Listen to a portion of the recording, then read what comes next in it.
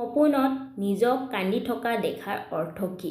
নমস্কাৰ বন্ধু বান্ধৱীসকল, আপোনালোকক মোৰ চেনেল সপোনৰ ৰহস্যলৈ স্বাগতম জনালোঁ।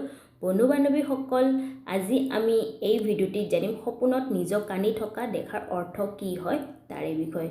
বন্ধু বান্ধৱীসকল, ভিডিঅ'টি আৰম্ভ কৰাৰ আগতে আপোনালোকক এটা সৰু ৰিকুৱেষ্ট, আপোনালোকে যদি মোৰ চেনেলত নতুন হয় তেন্তে মোৰ চেনেলটো ছাবস্ক্ৰাইব কৰি ন'টিফিকেশ্যন বেল প্ৰেছ কৰি অল কৰি থৈ দিব, আৰু যদি আপোনালোকক মোৰ ভিডিঅ'টি ভাল লাগে তেন্তে এটা লাইক কৰিব। আহক এতিয়া আমি জানো সপোনত নিজক কান্দি থকা দেখাৰ অৰ্থ কি হয়।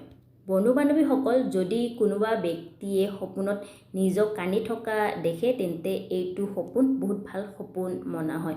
এই সপোনে এইটোৱে দৰ্শায় বা এইটো সপোনৰ এইটোৱে অৰ্থ হয় যে ভৱিষ্যত মানুহজনৰ বা ব্যক্তিজনৰ মান সন্মান বৃদ্ধি হ'ব, লগতে তেওঁৰ কৰ্মত উন্নতি হ'ব। এই সপোনে এইটোৱে দৰ্শায়। গতিকে বন্ধু বান্ধৱীসকল, আপোনালোকক যদি এই সপোনৰ অৰ্থ জানি ভাল লাগিছে তেন্তে মোৰ ভিডিঅ'টো লাইক কৰিব, লগতে শ্বেয়াৰ কৰিব, লগতে কমেণ্ট কৰি জনাব। ঠিক আছে, ধন্যবাদ।